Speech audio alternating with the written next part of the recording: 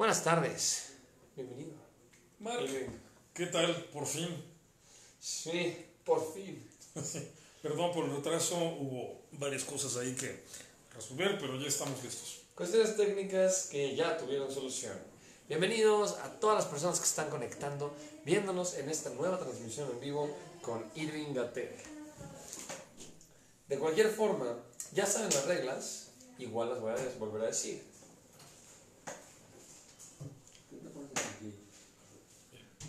Sí. La primera regla, si quieren decir algo, cualquier cosa, quieren comentar lo que quieran, pueden. Solamente intenten no hacer ningún ataque al ponente, al medio o a las personas que están comentando, es decir, los espectadores de este mismo video. Por otro lado, si quieren hacer alguna pregunta, háganlo libremente y se le dará atención al final de la cátedra que escucharemos de Irving. El tercer punto, por favor, no hacer proselitismo. Nosotros somos un medio judaico, este es un espacio judaico y estamos comprometidos con no confundir a las personas, sino aclararles los conceptos. Las personas que hacen proselitismo se dedican a confundir y por lo tanto intentemos no hacer proselitismo. Este no es el espacio. Cuarto punto, es no poner spam. Por favor, no pongan que venden algo en los comentarios, los vamos a tener que bloquear. Y bueno, por último, si tienen alguna reacción que quieran hacer, es decir, un like, me encanta, me divierte, si les entristece o les enoja algo, ya que alguien les rompió el corazón esta semana, por favor, pongan que les entristece o que les gusta. Ahora, por otro lado, si es que saben de alguien que podría beneficiarse de esta perspectiva del amor, es decir, alguien que sepa sobre lo que es el amor o que necesite escuchar palabras de perspectiva histórica, por favor compártanlo con esa persona. Bienvenidos sean todos a esta plática con Irving, en donde justo la persona que puso los corazoncitos, muy bien hecho. Al fin y al cabo, de eso se trata la plática, del amor. Así que, sin más que decir, que ya dije demasiado, voy a dejar que Irving nos pueda platicar un poco más sobre el tema del amor, una perspectiva histórica en el judaísmo. Ok, gracias Mark. Obviamente no es tan sencillo hablar de una perspectiva histórica con ese tema, porque no es un tema del que se haya escrito específicamente mucho, pero vamos a comenzar con una comedia musical, obviamente Violinistas en el Tejado, porque nos da un punto de partida bastante interesante. Quienes ya la han visto van a recordar la escena que voy a rememorar. Quienes no la han visto, por favor, véanla. Soy de las personas que opina que no se puede vivir sin ver por lo menos una vez en la vida Violinistas en el Tejado, ya sea que algún día tengan la ocasión de asistir a un montaje teatral, un montaje en escena en vivo, o que renten la película y la puedan ver. La versión cinematográfica hecha por Norman Jewison y orquestada. La música original es de Jerry Bock, pero la orquestación de la película, de la versión de Hollywood, es de John Williams, famoso compositor. Es una maravilla de película, se las recomiendo muchísimo. Bien. Violinistas en el Tejado justamente trata de todos los problemas que tiene un lechero, Tevye, Reb Tevye, Don Tevye, es como se traduciría en español. Reb Tevye, todo el problema que tiene porque está intentando casar a las hijas mayores, tiene 5 hijas, pero está en ese dilema de ver cómo casa a las 3 mayores, las otras 2 son pequeñas, y se enfrenta con que ellas van tomando sus propias decisiones sobre con quién casarse, alterando de esta manera la tradición. Es decir, la tradición de que los matrimonios eran concertados básicamente por los padres de los novios, el rabino en muchas ocasiones y generalmente casi por rigor una persona que era la llamada la casamentera o la basher en yiddish, en hebreo, o la matchmaker, la hacedora de parejas, como se le diría literalmente en inglés. Entonces, toda esta obra trata sobre toda esta situación de cómo las 3 muchachas mayores se van rebelando en contra de esa tradición, prescinden de la casamentera, prescinden de la opinión del papá, y ellas mismas son las que establecen, deciden con quiénes se van a casar. Obviamente, para hacer esta situación más dramática, y funciona muy bien en la obra, todo el principio es la presentación que Reb Tevye hace de todos los personajes del pueblo, tanto los judíos como los no judíos. Y eso da pie a la primera canción de la obra que se llama Tradición, en donde Reb Tevye va explicando, se va cantando cómo las tradiciones son lo que mantienen cohesionada y fuerte a la comunidad judía. Y bueno, luego la obra se trata de cómo las tres hijas mayores van rompiendo esas tradiciones. Y por eso la crisis en la que Tevye entra. Entonces, después de que se ha negociado lo de la boda de su segunda hija, la primera logra zafarse del compromiso que Tevye hace con el carnicero del pueblo, Reb Leizer, un hombre rico pero ya viejo. Hay una escena maravillosa cuando cierran el trato de que Leizer se va a casar con la hija mayor de Tevye. Hay un momento en que están brindando en una cantina, ya están obviamente bastante borrachos, y en un momento dado Reb Leizer, que tiene más o menos la misma edad de Tevye, es decir, son viejos, para ese tiempo son viejos que andarían más o menos por los 45, 50 años de edad. Sí, hoy no serían tan viejos, pero en ese momento sí lo eran. Estamos hablando de una obra que se ubica por ahí de 1900, 1905. Hay un momento que Reb Leizer, ya borracho, abraza a Tevye y le dice: mira qué cosas, vas a ser mi papá. Y Tevye casi escupe lo que está tomando y le dice: qué bueno, yo siempre había querido tener un hijo. Tevye tenía 5 hijas, pero ningún varón. Le dice: yo siempre había querido tener un hijo, pero lo quería un poquito más joven que yo. Bueno, se ríen y siguen con este jolgorio por el compromiso recién establecido. Pero cuando Tevye llega con la familia y sobre todo con la hija se le revela, le dice: no, por favor, o sea, no con Leizer, o sea, no me pidas que me case con él.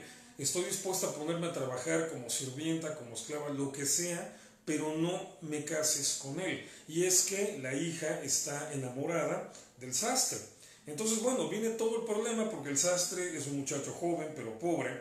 Y bueno, todo el asunto de si Tevye va a aceptar o no el matrimonio con Motl, el sastre, cómo le va a explicar luego a Golde, a la esposa, que está muy emocionada de que su hija se vaya a casar con el único judío rico del pueblo, y al final de cuentas le digan pues que no, que siempre no, se va a casar con el sastre pobre.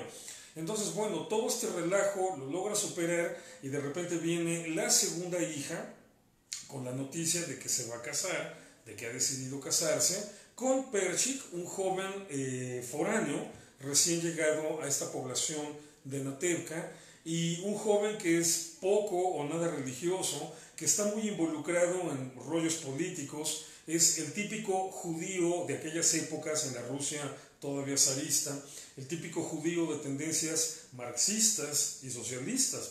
Entonces, bueno, Tevye lo aprecia, le toma cariño porque es un joven inteligente y que ama el estudio, pero tiene las reservas porque no se dedica a estudiar Torah, sino política. Entonces, a Tevye le hace también ruido en la cabeza esta situación, pero al final de cuentas termina cediendo y acepta que su hija se case con este joven.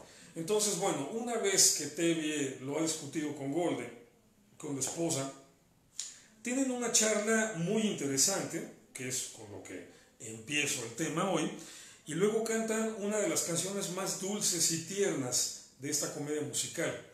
Hay un momento en que Tevye está reflexionando con su esposa sobre esta manía, esta nueva moda, le llama así, de las muchachas, de enamorarse y escoger a sus propios esposos, así como si fuera algo escandaloso, porque no es la tradición.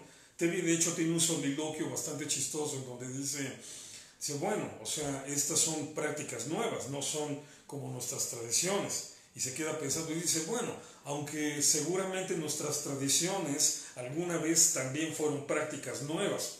Y entonces le dice algo a su esposa muy interesante, muy profundo, muy complejo. Le dice, esta nueva moda del amor. Se puso de moda el amor, ¿ahora qué? Y bueno, los dos como que entre que se ríen y se quejan de eso, pero entonces Tevye se queda reflexionando sobre todo esto que ha pasado, su hija mayor enamorada de un sastre, su hija menor, bueno, la segunda enamorada de un comunista. esta nueva moda del amor. Y entonces Teddy se voltea y le dice a su esposa, oye Golde, ¿tú me amas? Y Golde reacciona histérica, así como la pregunta que menos se esperaba. Y dice, ¿si yo qué? Si tú me amas. ¿Y a qué viene esa pregunta? Y dice, Golde, o sea, nada más, por favor, dímelo, ¿tú me amas? Y entonces empieza esta canción con estas palabras de TV, tú me amas. Y bueno, empieza todo el diálogo que van haciendo. Golde, chistoso, o sea, nunca logra decirle te amo. Porque es evidente que se trata de una pareja de la vieja guardia, vamos a decirle así, del viejo estilo, donde estas expresiones emocionales no eran frecuentes. Pero Golde empieza a contestar a su manera y en la canción le va diciendo, durante 25 años he estado contigo en las buenas, en las malas, te he preparado la comida, he criado a las hijas, o sea, he cosido tu ropa vieja, o sea, te he ayudado en la granja, o sea, he sufrido los momentos difíciles, los momentos de pobreza, he estado contigo en los momentos felices. Y al final le dicen, si eso no es amor, entonces ¿qué es? Y te ve como que se relaja, reacciona y dice, entonces sí me amas. Y es un momento lindísimo, un momento de una ternura impresionante, los dos se abrazan, cantan a coro y dicen algo así como, no cambia nada en realidad haberlo dicho, o sea, haberlo verbalizado no cambia nada. Dice, pero saberlo da felicidad. Y bueno, de alguna manera esta frase es la que engloba una de las partes esenciales de toda la obra. Y bien, entonces, aquí nos vamos a meter a cómo han sido estas relaciones en la tribu judía, en el pueblo de Israel, en este grupo histórico que ya tiene 4.000 años de existencia, 4.000 años de andanzas en el planeta, tal vez más, y que por lo tanto arrastra una gran cantidad de tradiciones, de aspectos culturales, psicológicos, religiosos y hasta políticos que han forjado nuestra identidad, pero que a la vez nos hemos tenido que ir adaptando a las nuevas realidades y, ¿por qué no?, en algún momento a las nuevas modas. Entonces, lo que nos está dibujando de una manera cómica, aunque también dramática, esta comedia de El violinista en el tejado, es ese choque de tradiciones que funcionaron hasta el siglo XIX, principios del XX, y cómo el siglo XX nos vino a transformar radicalmente, no nada más a los judíos, a todos. Entonces, permítanme explicarles por qué. La culpa la tienen Shakespeare y el cine. Es decir, Shakespeare, porque escribe siglos antes, ¿no? 4 siglos antes, Shakespeare escribe obras de teatro que son probablemente el modelo universal del dramatismo. Pocos autores como Shakespeare han tenido la capacidad de hacer de lo dramático algo tan impactante, algo tan brutal, algo tan contundente, algo con tanta capacidad de afectar al público espectador. Yo incluso, por ejemplo, tenemos ahí el cliché, este clásico lugar común de Romeo y Julieta, y de mucha gente que dice, es que a mí como me encantaría tener un romance como el de Romeo y Julieta. Bueno, que generalmente no saben que Romeo y Julieta al final se suicidan. Es decir, a mí no me encantaría tener uno así. Pero bueno, Romeo y Julieta son la representación teatral perfecta del amor prohibido. Dos familias que están en pleito, dos familias que todo el tiempo están involucradas en crímenes. O sea, a lo largo de la obra muere gente por este complejo problema entre los Capuletti y los Monteschi. Y finalmente, Romeo y Julieta, al saber que es imposible la realización de su amor, ellos también optan por el suicidio. Bueno, este es uno de los grandes moldes heredados por Shakespeare al drama escénico. Y tenemos otra obra de Shakespeare que en este caso va por otro lado, pero tiene que ver también con sentimientos muy profundos, y que es Macbeth, que es una obra incluso que en la tradición anglosajona se considera maldita. Existe este mito de que siempre que una compañía de teatro la monta, algo sucede, algo trágico sucede. Y parece que las coincidencias se dan. Recuerdo algunos amigos que hicieron un montaje en el TEC de Monterrey, aquí en la Ciudad de México, bueno, en el que está en el Estado de México, el campus Atizapán, y justo durante el proceso de montaje uno de ellos tuvo un muy fuerte accidente en la carretera, se volteó, afortunadamente sobrevivió, sí tuvo que recibir atención médica, pero se recuperó. Pero bueno, siempre están este tipo de detalles en relación a esta obra. Bueno, Macbeth, ahí aparecen brujas haciendo conjuros, aparecen fantasmas, parece todo un drama de celos, muerte, traiciones, etc. Y bueno, es otra de las obras de Shakespeare que de esta manera plasman contundentemente los sentimientos humanos.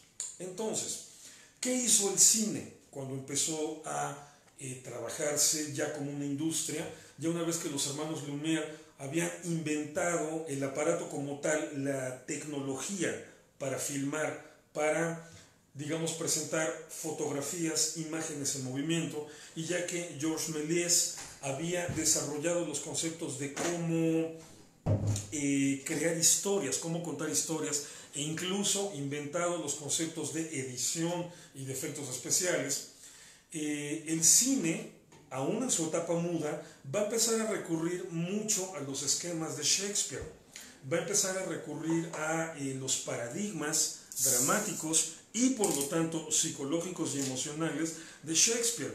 Y el cine, por su gran capacidad de difusión y su impacto como medio masivo de comunicación, nos trajo una nueva moda. Y entonces los romances desde ahí empezaron a ser, bueno, si no en la vida real, sí por lo menos en el deseo de mucha gente, cinematográficos. ¿Quién de ustedes no ha visto una película romántica y no se ha quedado con las ganas de tener un romance así? Y bueno, ¿cuántos de ustedes no han tenido problemas a la hora de buscar novia, buscar pareja, buscar esposa, por tener en la cabeza metidos estos modelos cinematográficos que están básicamente influidos por Shakespeare? Entonces, todo este impacto que tuvo en la cultura popular, digamos, el auge de medios masivos como el cine, pero también la radio y luego la televisión, hizo que transformáramos radicalmente nuestras dinámicas como sociedad. Y una de las que más fue influida fue la vida romántica. Entonces, ¿cómo era antes esto, y particularmente en el judaísmo? El matrimonio, voy a hablarlo desde una perspectiva meramente histórica, no desde una perspectiva religiosa, eso se los puede explicar mejor un rabino, pero desde una perspectiva histórica, el matrimonio es un contrato que básicamente ni siquiera lo celebraban los novios. Los novios podríamos decir que eran las víctimas. Matrimonio es un contrato que se celebraba entre el papá de ella como protagonista con el papá de él. ¿Por qué el papá de ella como protagonista? Porque era el momento en que el padre de la novia autorizaba al padre del novio a que el novio procreara familia con su hija. De eso se trata. Como contrato social, históricamente hablando, de eso se trata el matrimonio. Estamos hablando, por supuesto, de una época en la que los vínculos familiares podían ser fundamentales para la sobrevivencia, literalmente, de clanes. Es decir, si tenías un clan, las familias más ricas o poderosas del clan, que eran las que controlaban, obviamente, la mano de obra, toda la cuestión que tenía que ver con el trabajo y, por lo tanto, con la riqueza, pero también las que tenían que controlar la cuestión de la seguridad, las que tenían que garantizar la seguridad del clan. Digo, porque esta cuestión del ejercicio del poder nunca fue de gratis. Entonces, por eso siempre había esta preferencia, esta tendencia ancestral y que se sigue repitiendo, a que los núcleos que tenían el dinero y que tenían el poder se casaran entre ellos. Mientras que en las clases bajas, es decir, en la gente del clan o más adelante de los antiguos pueblos, la gente pobre, la gente que no tenía acceso ni a la riqueza ni al poder, entonces se podían dar el lujo de llevar una vida más promiscua, literalmente, porque en este caso lo importante al final de cuentas era procrear. Era fundamental procrear. Fíjense, era una lógica bien distinta a la nuestra. O sea, en nuestra lógica de gente urbana del siglo XXI, ya lo que decimos, oye, las cosas ya están bien difíciles, hay crisis económica, hay inseguridad, hay lo que quieras, pues ya no quiero traer hijos al mundo. Esta es nuestra lógica, la que se está imponiendo cada vez más. Y por eso hemos notado en el transcurso del siglo XX para acá, otra vez el siglo XX como parteaguas, la disminución en el promedio de hijos. Solamente en los núcleos más tradicionalistas, es decir, los que están aferrados a modos de vivir anteriores al siglo XX, siguen teniendo 4, 5, 6, 7 hijos por familia. Las familias ya normales en Occidente tienen 1, 2, rarísima vez tienen 3. Pero antes el paradigma es distinto, es al contrario, o sea, estamos pasando hambre. ¿Qué necesitamos? Hijos. Necesitamos críos, literalmente. ¿Por qué? Porque son la mano de obra dentro de 10, 15 años. Entonces, esta situación en la que nos falta mano de obra para seguir sembrando, para seguir talando árboles, para seguir construyendo, para seguir haciendo, entonces necesitamos procrear. Por eso las costumbres, digamos, matrimoniales, las costumbres sexuales específicamente, en los grupos de la sociedad baja, siempre tuvieron la tendencia a ser más promiscuas. Esto del matrimonio era más subjetivo, más, digamos, violentable, en el sentido de que no era tanto drama si había una cuestión ahí de infidelidades o de hijos ilegítimos que en las clases aristocráticas. ¿Por qué? Porque en las clases aristocráticas era necesario, digamos, como que mantener muy claro de quién era el linaje. Es decir, estar seguro de que yo, como persona con poder, con dinero, mi hijo era mío, era efectivamente mío, y entonces no había problema en la herencia. Mientras que en las clases de abajo, al no haber una necesidad, bueno, no había nada que heredarse, más que las deudas y el trabajo, entonces llegaba un momento en que no importaba demasiado de quién fuera el hijo. O sea, una persona pobre no tenía problemas por volverse a casar después de haber estado casado 2 veces y de tener 7 hijos con esas 2 mujeres, de volverse a casar con una mujer que ya tuviera 4 hijos y tener otros 3 hijos con ella. Y eso sigue pasando, porque sigue arraigada esta idea de que, bueno, si estamos en problemas, ¿qué es lo que necesitamos? Más hijos, porque son la mano de obra que puede garantizar que eventualmente se resuelvan esos problemas. Entonces, aquí viene la primera parte interesante en relación a lo que la Torá legisla con relación al matrimonio. Que la Torá presenta una legislación en donde se pierden, se diluyen por completo las ideas, las nociones de conveniencia política o conveniencia económica, y se pone como prioritario la noción moral en todo lo que se legisla, no nada más en relación al matrimonio. Pero se pone como prioritaria la noción de que hay cosas que son buenas por sí mismas, cosas que son malas por sí mismas, y que las buenas se tienen que hacer porque son buenas, y las malas se tienen que evitar porque son malas. Entonces, de esta manera se establece un criterio en relación al matrimonio específicamente y a las relaciones de pareja, se establece un criterio que, según la Torá, debe ser válido para el rico y para el pobre. La Torá, en términos generales, siempre es muy específica en este tipo de cosas, haciéndonos entender que las cosas que tienen que ver con la moralidad humana son válidas para el rico y para el pobre. Entonces, por ejemplo, este mandamiento que es, por decirlo, dentro de los 10 mandamientos, lo que tenemos en Éxodo 20, este famoso mandamiento de no codiciarás a la mujer de tu prójimo, por decirlo de alguna manera, va a establecer la base de lo que es la legislación familiar, y eso involucra el matrimonio. Claro, está dicho obviamente en un lenguaje propio del antiguo sistema patriarcal, en el que la mujer literalmente pasaba a ser propiedad del varón. Es obvio que si eso se hubiera redactado ahorita, 33 siglos después, se habría redactado de manera diferente. Pero bueno, lo que en ese momento se estaba poniéndole un límite era, por una parte, a la facilidad con la que las clases bajas podían incurrir en la promiscuidad, y por otra parte, a la facilidad con la que las clases altas podían abusar de su poder.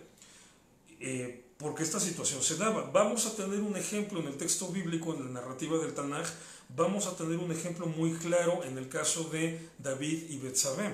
O sea, David se enamora de una mujer que está casada con Urías, Urías elitita, así se le llama en el texto bíblico. La seduce, establece una relación con ella se embaraza, y entonces David tiene que armar todo un plan para que Urías muera en batalla, y entonces él puede desposar a Betsabé sin problemas, que no se ahorró los problemas. Llegó el profeta Natán a ponerle una regañiza histórica. Pero aquí el punto es, la Biblia nos muestra cómo desde la posición de poder se podía abusar en este sentido. ¿Y todo por qué? Por esa palabra, esa condenada palabra que tantos problemas nos causa. Todo por amor. Porque lo fascinante de este relato de David y Betsabé, vamos a contrastar estos dos polos, el que es meramente legislativo, el que nos dice: no codiciarás a la mujer de tu prójimo, que hoy lo tendríamos que decir en términos de no codiciarás a la pareja de tu prójimo. Bueno, mujer-hombre aplica igual. Ahora que la mujer ya puede desarrollar una vida completamente autónoma e independiente en el aspecto económico, que ya está superada esa etapa patriarcal, y que bueno, ya no estamos hablando de relaciones en donde uno pase a ser propiedad del otro. Eso ya, gracias a Dios, ya está superado. Pero la idea esencial es respeta lo que es del otro, no traiciones la confianza del otro, no violes la intimidad del otro, no afectes, no dañes la integridad, la propiedad del otro, ya sea en lo que son sus relaciones afectivas o en lo que son sus propiedades materiales, como pueden ser la casa, el coche, etc.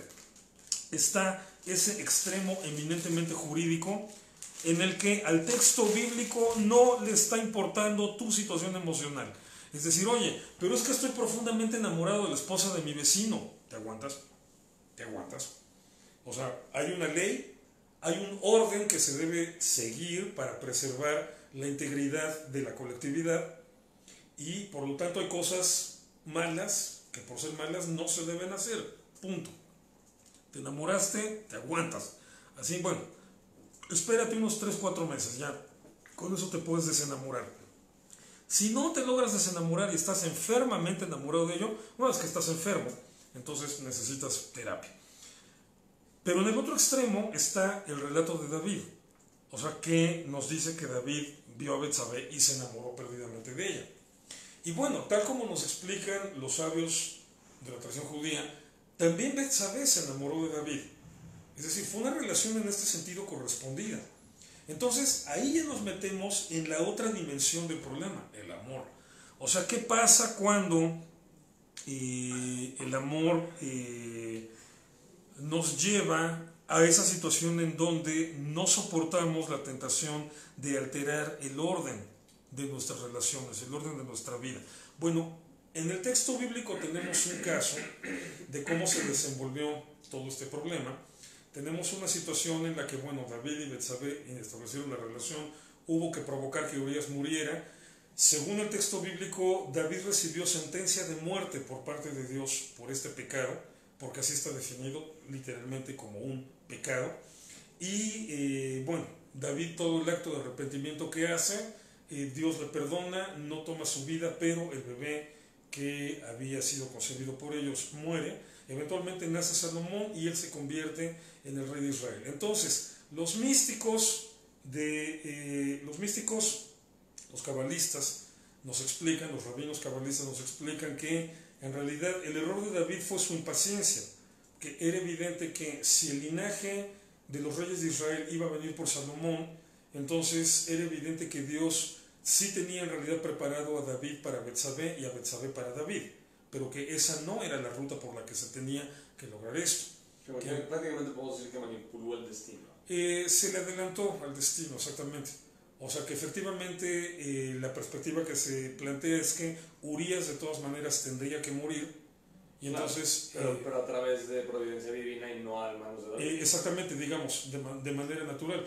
Urías, que es el que se mantiene ajeno a esto, es el que conserva intacto su destino. Urías tenía que morir como un héroe de Israel. Y por eso Tanaj lo recuerda. Cuando viene la lista de los valientes de David, así se le llama esta sección, en donde se menciona quiénes fueron los grandes guerreros que lucharon junto con David, está mencionado Urías elitita. Entonces él mantuvo su integridad y por lo tanto cumplió su destino cabalmente y murió como un héroe de Israel. Los otros dos, por sonsos, por atarantados, por impacientes, por caliente, o como decimos en México, por comerse la torta antes del recreo. Para los que no entiendan a qué nos referimos con torta, nos referimos a 2 panes y un relleno en medio. Sí, por favor, lo que sería un bocadillo o una bocata en otros países. Un panini. O un panini, exactamente. Entonces, el recreo en México es el lapso de media hora que se le da a los niños en la escuela, o sea, después de un par de horas de clases, luego media hora de recreo y luego otra. Entonces, bueno, obviamente todo el mundo lleva su lunch. Ese tipo de cosas que nunca te pones a pensar, ¿cómo lo definirían? Claro, su almuerzo para comérselo en el recreo, ¿no? Entonces, cuando hablamos, se comieron la torta antes del recreo, pues se refiere a esto, ¿no? Por calientes se acostaron, se adelantaron. Bien, entonces, pero bueno, esto lleva también a los sabios judíos de la antigüedad a reflexionar severamente sobre el problema del amor. Ok, la ley está muy bien, pero a ver, ellos mismos se plantean, ¿quién es lo suficientemente fuerte como para resistirse a esta cuestión del amor cuando te lleva a estas situaciones extremas, limítrofes? Entonces incluso hay un comentario rabínico que dice, de cualquier manera, aquel que diga que el romance entre David y Betsabé fue pecado es porque nunca ha amado. Entonces, muy interesante porque aunque la literatura y las tradiciones y las costumbres antiguas no se detienen a pensar en la vida emocional, el texto bíblico y estos comentarios de los antiguos sabios judíos saben, o sea, evidencian que se conoce perfectamente eso, que el ser humano, que el hombre y la mujer son capaces, o la pareja, son capaces de establecer un vínculo emocional más allá de las convenciones sociales, políticas o económicas o culturales o incluso religiosas. Entonces, toda esta cuestión de la posibilidad de enamorarte está perfectamente reconocida y perfectamente validada por el texto bíblico y por los antiguos sabios judíos. Claro, siempre se pretendió que las cosas se hicieran siguiendo cierto orden. Entonces, por eso se convirtió en algo tan importante el oficio de la casamentera, la basher, la matchmaker. ¿Por qué? Porque su trabajo no nada más se trataba de agarrar a uno y agarrar a una y casarlos. Su trabajo eran digamos las protopsicólogas de la antigüedad. Su trabajo se trataba de identificar las características de él, las características de ella, y poder decir, estos dos están perfectos para ser pareja. Y esa era la manera en la que se desarrollaba este oficio. O sea, lo más normal, o la imagen más común que tenemos, es la del judío soltero, de 35, 40 o 45 años, yendo con la casamentera a decirle, llamo tal, tengo tantos años de edad, mi situación económica es esta, vivo en tal lugar, pertenezco a tal comunidad, etc. O sea, darle una serie de datos para que ella tuviera un cuadro preciso de lo que él es. Aparte, me interesa una mujer con estas características, o sea, datos precisos de lo que quiere también. Y entonces, bueno, ella ya se dedica a buscar entre las muchachas. O al revés, Muy raro que una mujer llegara a hacerlo directamente ella, más bien eran los papás. Es decir, oye, tengo una hija, ya está quedada, no la logré casar a tiempo, tiene 21 años, por ejemplo, esto ya en otras épocas era un drama, tiene 21 años, tiene estas características, mi situación económica como padre de la novia es esta, vivimos en tal lugar, somos de tal comunidad y queremos encontrarle un buen candidato esposo. Entonces, bueno, contrataban sus servicios y ella se dedicaba a buscar. Normalmente las casamenteras solamente cuando logran, porque esto sigue funcionando así, en comunidades muy tradicionalistas, pero cuando se logra el contrato matrimonial, es decir, te presenta un candidato, te presenta una candidata, se conocen, se aceptan, deciden, se hace la boda, entonces ya se le pagan sus honorarios a la casamentera por el servicio. Pero no nada más era esa parte. O sea, la casamentera también ha trabajado por iniciativa propia, es decir, estar observando a los jóvenes, a las jóvenes, por decirlo de alguna manera, estar observando a la siguiente generación, la nueva generación, y aunque no estén ya viejos, aunque no se estén quedando, aunque no sea el drama de ya se pasó la edad en la que se tenía que casar, estar observándolos para decirle en un momento dado a los 4 papás, oigan, sus hijos funcionarían bien, sus hijos vale la pena casarlos. Entonces era un oficio muy importante, justamente porque representaba parte de toda una dinámica dentro de las comunidades judías. Todavía hoy hay casos impresionantes, o sea, por ejemplo, hay casamenteras en Nueva York, así de prestigio mundial, que las contactan desde Israel, desde Sydney en Australia, desde países de Europa, desde países de América Latina. O sea, así por email de contactar, oye, necesito tus servicios, soy fulano tal edad, tales características, estoy buscando una pareja con estas características, por favor. Y así, imagínate todavía lo importante que llega a ser en estos medios tradicionalistas el oficio de la casamentera. Pero bueno, repito, esto ya nada más se da en cierto margen de tradicionalismo. Lo que se impuso como moda, y en este caso Violinista en el Tejado viene a ser un retrato muy interesante de cómo se dio el cambio hacia la primera mitad del siglo XX, en el transcurso de la primera mitad del siglo XX, ya la posibilidad de que en realidad cada jóvena busquen por sí mismos su pareja. Esto en la gran mayoría de las comunidades judías del mundo es lo más normal el día de hoy, que como en todos lados, simple y sencillamente uno entre que va a la sinagoga o que va a la escuela judía o que lo mandan a los campamentos, a los mahanot, va conociendo jóvenes, va conociendo muchachas, de ahí sale la amiga, sale la novia, sale la boda, etc. Entonces, estamos hablando de, digamos, una dinámica perfectamente normal para las características de nuestro siglo. Entonces, pero no crean que esto significa que el oficio de casamentera desapareció.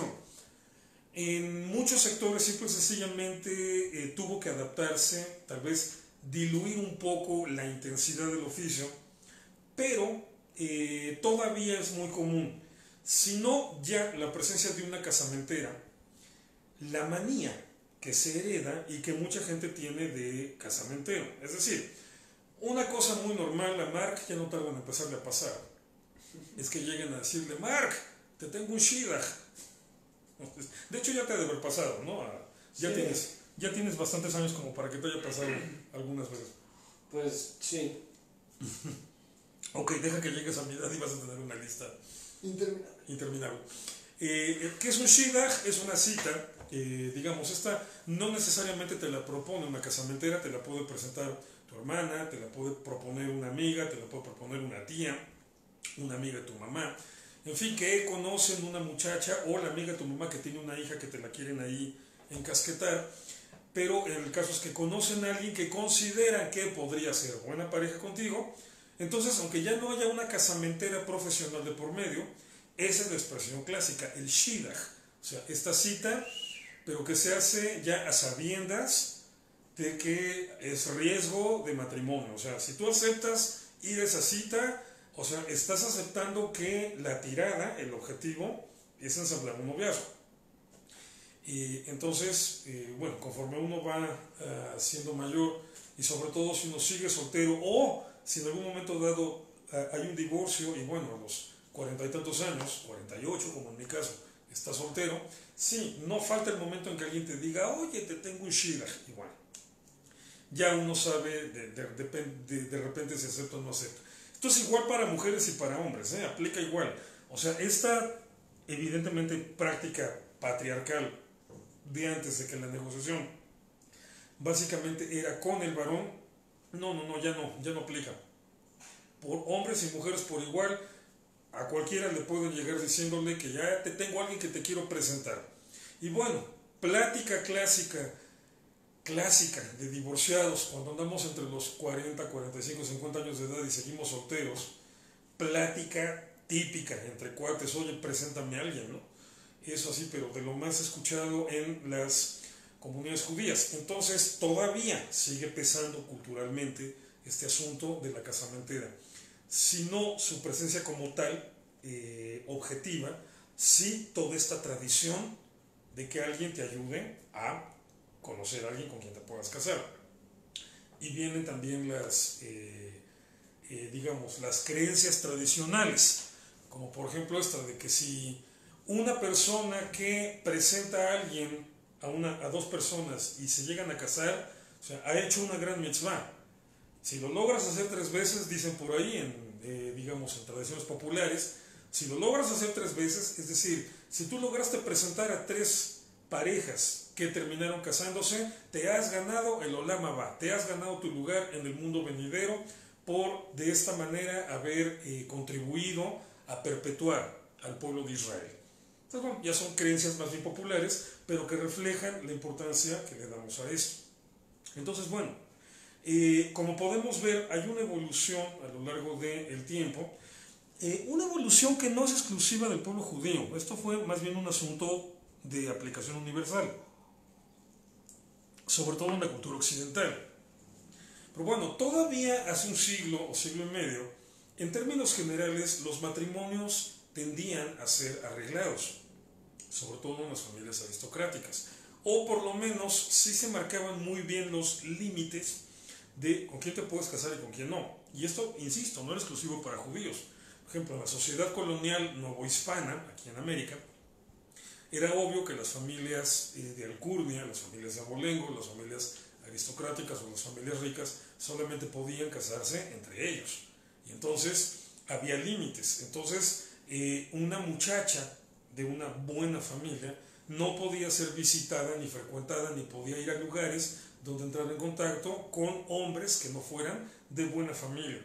Y entonces se desarrollaron todos estos lenguajes característicos con el abanico como un elemento de lenguaje de coqueteo, o sea, para los domingos ir a la iglesia y en el atrio estar caminando y dando vueltas y viéndose con los muchachos y las muchachas y los muchachos de las familias de dinero, y ellas con el abanico diciendo, la posición del abanico significaba me interesas, estoy soltera, estoy comprometida, etc. ¿no?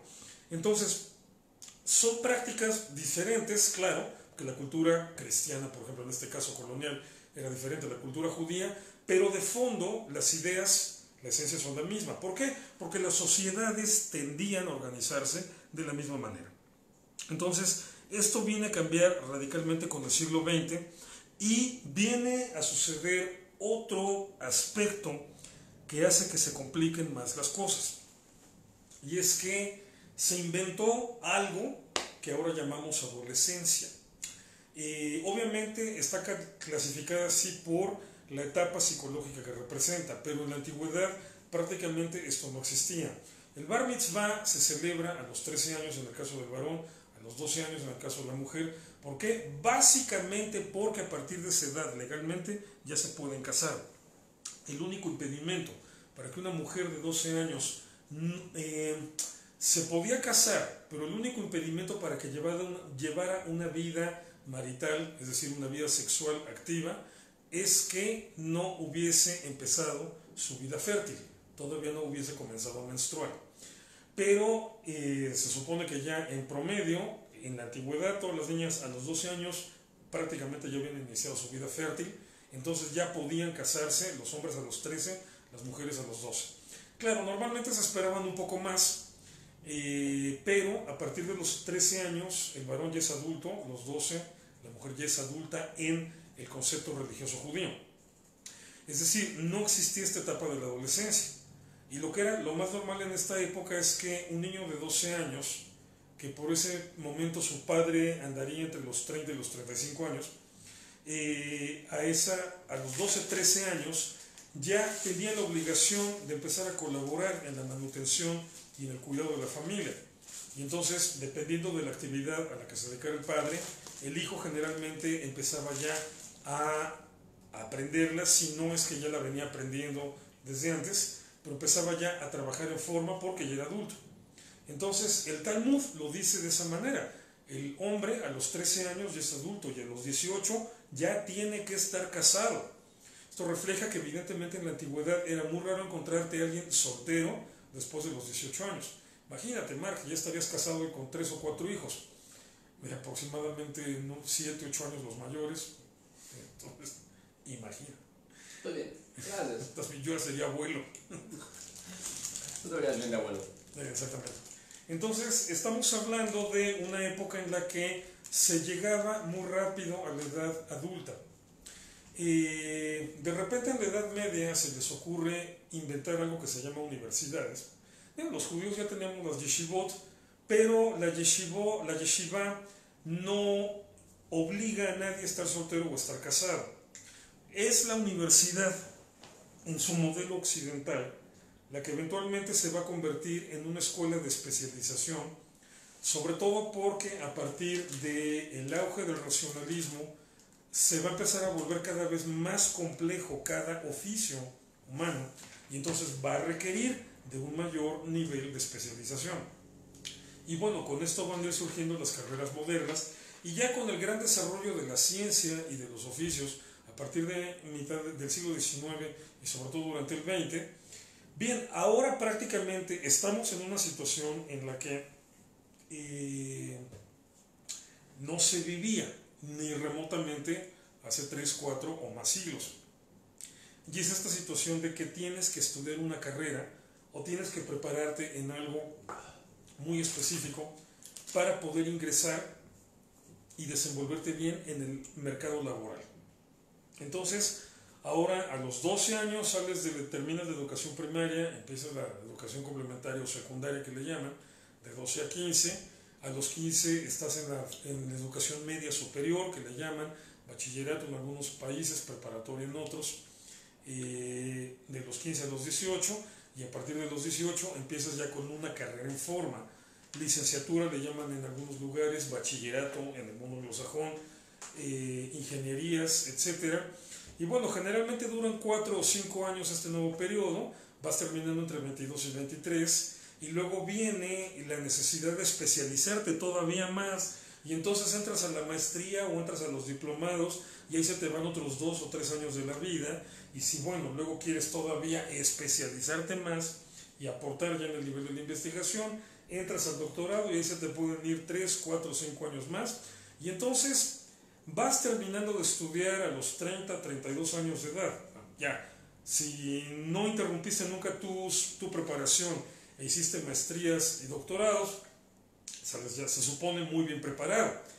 Pero bueno, mucha gente termina esta etapa de los estudios solteros. Lo más normal es que mientras estás en la universidad estudiando, estés soltero. Esto en términos prácticos, ¿qué significa? Que prolongaste tu adolescencia durante prácticamente 20 años. Y entonces, bueno, te genera realidades nuevas, más bien realidades diferentes a como eran hace 200 años. Entonces, si el Talmud dice el hombre a los 18 años tiene que estar casado, esto ya prácticamente no se cumple casi en ningún lado. Son muy pocas los grupos judíos ultraortodoxos que tratan de seguir casando a sus hijos a los 14, 15, 16 años. Y normalmente tienen problemas porque esto en muchos países ya está penado como trata de menores, aunque sea tu hijo, aunque sea tu sobrino. O sea, tienes que esperarte a que sea mayor de edad. Bueno, ahorita en las comunidades más tradicionalistas, normalmente los hombres tienden a casarse entre los 20, los más jóvenes, 21, 22, a veces 24, 25, por ahí así. Las mujeres sí se casan todavía mucho más jóvenes, a veces de 15, 16, las más jóvenes, más común en estas comunidades. Pero es raro hoy en día 15. Ya, sí, más, en estas 17, 18 todavía puede ser más. 17, 18 es más común, pero lo más común es que se casan entre los 19 y los 21. Así es. Mis papás se casaron muy tradicionales. Mi papá tenía 26, mi mamá 21. ¿Sí? Ajá. Y esto, hoy por hoy, suele ser, digamos, todavía más presente en las comunidades hasídicas, dentro del mundo ashkenazí, o en las comunidades sefaraditas, que son de un tradicionalismo más arraigado. Las comunidades ashkenazíes ortodoxas modernas o conservadoras o reformistas ya han desplazado por completo la edad del matrimonio generalmente hacia más de los 30 años. Las mujeres más de los 25 o de los 27, los hombres más de los 30 años. Pero bueno, son formas, digamos, ya normales de vida hoy. Pero entonces, bueno, viene otro problema. Eso significa que en el Inter, pues bueno, cuando llegas a casarte ya tuviste algunas novias o ya tuviste algunos novios. Es decir, ya tienes construido todo un concepto de vida emocional que antes no existía. O sea, antes no existía eso de tener novio. Simple y sencillamente un día llegabas a tu casa, uno como hombre llegaba de 20, 21 años de edad o 19, llegabas a tu casa, veías en la sala al rabino, a otra señora que ni conoces y a tus papás y todos con cara de muertos, o más bien con cara de muerte, y decías, ya valí, o sea, ya me casaron. Entonces, olvídate de haber tenido novia, nada más te avisaban, te vas a casar con fulana de tal. No existía este concepto de tú buscarle por tu propia cuenta, cortejar, conquistar, o dejarte cortejar, o dejarte conquistar, pedir noviazgo, estar saliendo 2, 3 años, y ya si funcionaba bien, hablar de matrimonio. No, para nada, no existía nada de esto. En cambio, ahora, obviamente, con esta, digamos, independencia que tenemos los jóvenes, bueno, yo ya no califico tanto como joven, pero que tenemos los solteros para tomar la iniciativa en estos casos. Bien, entonces eso obviamente nos ha llevado a experiencias emocionales que son diferentes. Máxime, por ejemplo, ahora que otro día nos dedicamos a hablar de todas las crisis que han afectado a la sociedad occidental en los últimos decenios, en las últimas décadas, que ahora que es más amplio el porcentaje de gente divorciada, bueno, de repente, ok, ya estuviste casado, es más, ya tienes hijos, pero de repente otra vez estás en esa situación en la que tienes que buscar pareja, y obviamente es complicado porque ya traes un bagaje emocional pesado, o sea, con un bagaje emocional que pesa, me refiero, en el sentido de que son varias experiencias acumuladas. Y bueno, una cosa segura, si tienes 48 años de edad y estás soltero y sin novia, es porque todas tus experiencias emocionales fracasaron. Punto. O sea, no me vas a venir con el cuento de, no, bueno, yo no lo veo como fracaso. No. Ya mis años no te lo creo. Es 48 años. ¿Pero qué significa fracasado? Que estuviste intentando buscar una pareja con quien ensamblarte como pareja y no la tienes. Fracasaste. Punto. Bueno, se puede aprender mucho de los fracasos, eso es cierto. O sea, eso no te condena a vivir, a ser infeliz. Se puede aprender mucho de los fracasos, pero lo cierto es que entonces ya llegas con una estructura interna muy compleja, que tienes varias experiencias ahí que no culminaron en lo que se supone se tenía como objetivo. Entonces, se vuelve más difícil esta cuestión del amor. Y sin embargo, el judaísmo sigue insistiendo en que se puede. Ejemplo, Boaz y Ruth. Se discute ahí en la antigüedad, desde la antigüedad más bien, mucho si Boaz ya estaría casado o no. No habría problema con esto porque en la época se aceptaba la estructura familiar poligámica.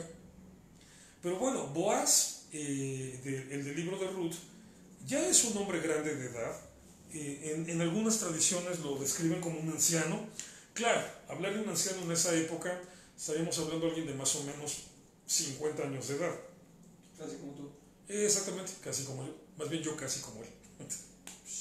Entonces estaríamos hablando de alguien ya de casi de 50 años de edad. Y sin embargo, tenemos toda esta historia de Ruth, que de hecho la acabamos de ver hace relativamente poco en la festividad de Shavuot. Tenemos toda esta historia de Ruth, de que bueno, después de todas las peripecias que le pasan a Naomi, que pierde a su esposo, pierde a sus hijos, se queda con las nueras, y ella y Ruth terminan reinstalándose en Israel.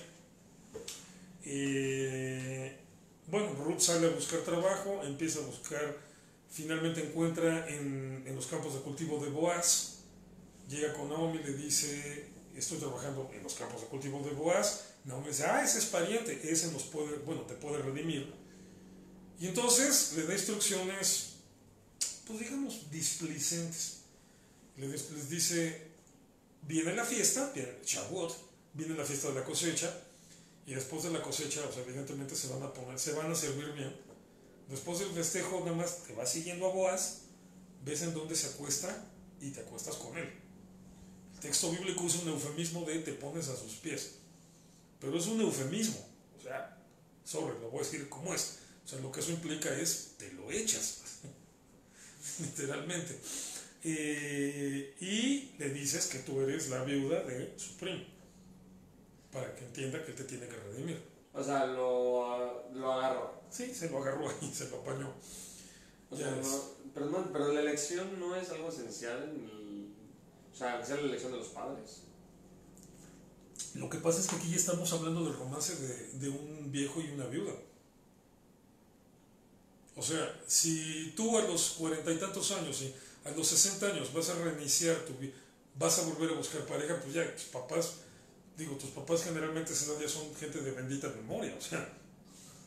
Y aparte, o sea, se vería, incluso hasta causaría desconfianza que, digamos, tu mamá de 90 años estuviera decidiendo con quién te casas. No, bueno, pero a lo que me refiero es que no hay una voluntad detrás de cualquier tipo de relación. No, claro que la hay, pero... Bueno, la voluntad en este caso sería de Naomi, ¿no? Sí, o sea, bueno, no. Naomi es la casamentera. Naomi es la que se da cuenta, esto funciona. Y mira que funcionó. De ahí viene el linaje de los reyes de Israel. Pero, o sea, Naomi se da cuenta que eso funciona. Naomi echa a andar a Ruth. Pero ya estamos hablando de un romance de gente adulta, de gente mayor. Ya para los parámetros de la época, o sea, una mujer tal vez de 37, 38 años de edad, que ya estaba a punto de terminar su vida fértil, un hombre ya de tal vez 50, que pues, ya era un anciano dentro de los parámetros de la época. Pero bueno, Ruth va y lo hace. Entonces dice el texto bíblico, ¿no? Se estremeció Boaz, reacciona y dice, ¿y tú quién eres, no? ¿De dónde saliste? Y entonces ya Naomi le dice, Ruth le dice, soy Ruth, la viuda de, no me acuerdo si de Maglón o de Kelión, pero bueno, él entiende entonces todo este relajo familiar y reacciona y dice, es cierto, o sea, teníamos que haber hablado de esta cuestión de la redención, pero lo tengo que negociar con otro primo que tiene prioridad. Bueno, ya va Boaz, lo negocia, le dice, oye, están estas muchachas y estos cambios, bueno, están estos campos, pero te tienes que quedar con la viuda. Y el otro dice, no me interesa, vale, firma el contrato. Entonces ya Boaz hace el procedimiento, se casa con Ruth. Ok, el relato está redactado conforme a las prácticas sociales de la época. Son distintas a las de hoy. Lo que el relato nos está diciendo, entre tantas cosas, entre muchas otras cosas, es también la gente grande, o sea, aún la gente que ya hizo una vida y que en un momento dado parece decir, o sea, ¿qué sentido o qué flojera volver a empezar? No. También ellos pueden, también ellos se lo merecen. Y la parte linda incluso hasta podría ser que hasta se pueden tomar ciertas displicencias que no le concederíamos tan fácilmente a los jóvenes, ¿no? Entonces, o sea, el texto bíblico en este sentido, lo profundamente hermoso en este texto es que nos deja en claro que verdaderamente nunca es tarde para poder amar. Y nunca es tarde para hacer de una relación amorosa una relación fructífera. Qué bonito. O sea, exactamente. La parte linda de todo esto, ¿no? Ok, hay tradiciones, hay convenciones sociales, pero incluso en un momento dado, el mismo texto bíblico abre la puerta para que estas situaciones cambien. Entonces, por eso el judaísmo siempre ha sabido adaptarse a ello y hoy por hoy existen comunidades muy tradicionalistas que siguen haciéndolo al estilo antiguo. Está bien, se vale. Existen comunidades más abiertas, más liberales, modernas, que lo hacen conforme a los patrones y cánones comunes en la sociedad occidental de hoy. Está bien, también se vale. Aquí el meollo del asunto es entender cómo se arman ciertas ideas del texto bíblico. Una, que sigue siendo la base. Aunque está redactado en este lenguaje patriarcal, en donde todavía se asume que la mujer es propiedad del hombre, simplemente hay que superar ese constructo cultural de aquella época y entender la esencia. Cuando dice no codiciarás a la mujer de tu prójimo, la implicación de eso, o sea, el fondo de eso es una, no traiciones la lealtad que te tiene la gente de tu propia familia, y en este caso específicamente de tu pareja. Y dos, no invadas la privacidad de otros, de otras parejas, ni provoques una traición en la vida privada de otras parejas. O sea, ¿por qué? Porque está mal, porque deterioras las relaciones, tus propias relaciones y las relaciones de los demás. Pero bueno, a partir de eso vienen todos estos textos periféricos en la Biblia, en donde se habla de, por ejemplo, de casos como el de David y Betsabé, o casos como el de Ruth y Boaz. Retomando el ejemplo de lo de la torta antes del recreo, más bien lo que pasa es que seguramente Ruth y Boaz ya llevaban varios días de clase y varios recreos, así que ya el concepto ya ni siquiera aplicaba, ¿no? O sea, no importa, por ejemplo, en el caso de David lo que aprendemos, bueno, David y Betsabé se fueron por la ruta equivocada, pero lo que enseñan de fondo los sabios judíos es que no importa lo complicado de la situación, las almas que tienen que estar juntas van a estar juntas. En el caso de Ruth y Boaz, lo que nos está diciendo, entre otras cosas, es no importa la edad, no importa los antecedentes de cada quien, o sea, no importa todo eso que en tu cabeza te puede decir que ya no tiene caso, que ya no vale la pena, que ya se me pasó el tren, etc. No importa, siempre se puede, y si se puede, siempre vale la pena volverlo a intentar. Entonces, el judaísmo ha ajustado sus prácticas rituales, por ejemplo, todo lo que implica una boda, que es bastante complicado porque hay por ahí, luego búscales un artículo de, creo que lo escribió, no sé si la Meidele, un artículo donde nos cuenta cómo es todo el año anterior a la boda, todo sí, el relajo que implica preparar, hacer todos los preparativos de la boda. Y a Mark les va a poner el link, porque lo complicado que es casarse en la tradición judía, aparte del ritual como tal, pero que al final de cuentas todo esto es... Este que se llama Del compromiso a la boda, cronología de un matrimonio paisano. Sí, o sea, para que vean las nuevas tradiciones que han ido surgiendo y lo complicado que se vuelve. Entonces aquí la parte medular es que todas estas tradiciones que se han venido construyendo del judaísmo, desde las que son eminentemente litúrgicas, como toda esta cuestión, por ejemplo, de la novia que viene sobre el pasillo con o sea, con cubierta, con la cabeza cubierta, el novio que llega y le destapa el velo y la ve y la reconoce, digamos, obviamente es una reacción evidentemente al relato de Jacob y los problemas que tuvo para casarse porque lo casaron con la hermana de la que realmente quería, con Lea en vez de con Rachel. Y bueno, esa tradición de que entonces el novio tiene que reconocer a la novia.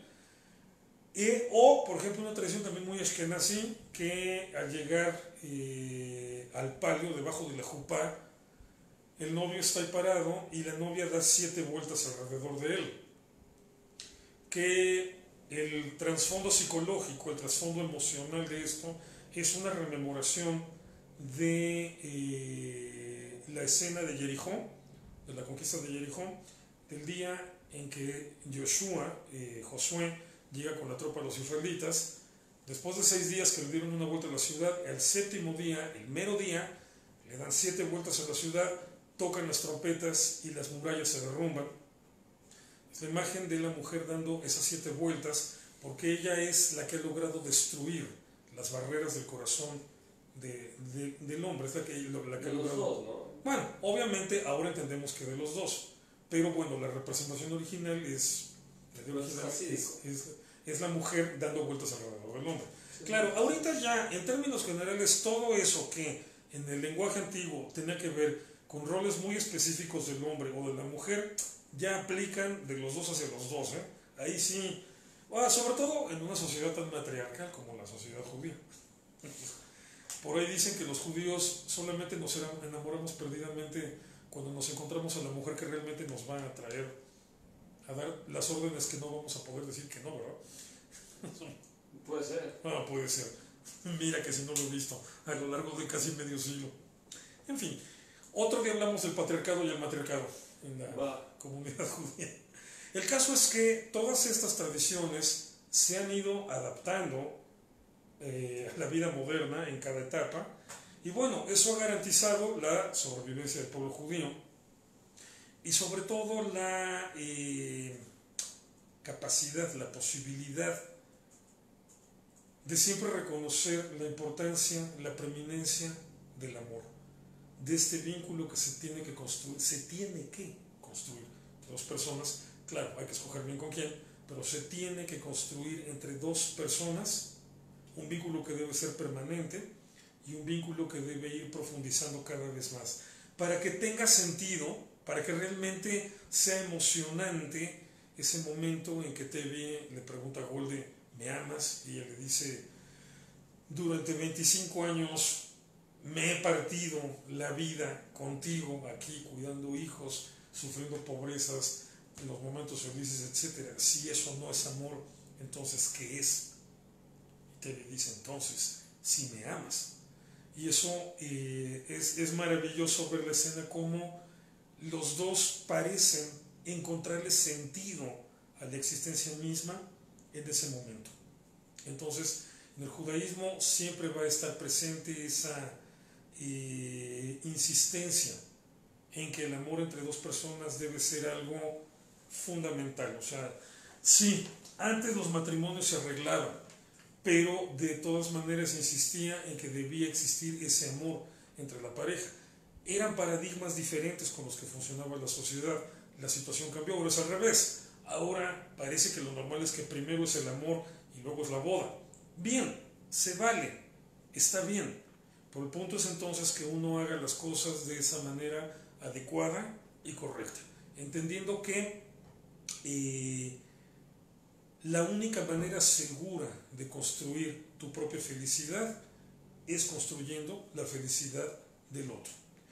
Entonces, la relación de amor se convierte en el espacio para el cumplimiento pleno, definitivo, del máximo mandamiento de la Torá. O sea, que está en Levítico 17, justamente a la mitad del Sefer Torá, versículo que es el eje de toda la Torá. Ama a tu prójimo como a ti mismo. O sea, Levítico 19, 18. El marco en donde esta mitzvah, este mandamiento, puede llevarse a su máxima expresión justamente en la relación de pareja.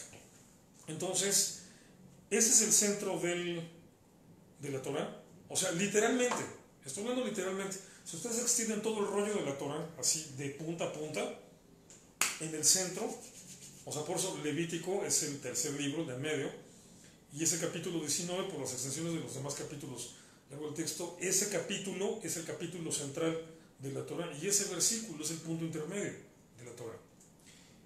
Ama a tu prójimo como a ti mismo. Entonces, ¿qué tiene que ver el judaísmo con el amor? Todo.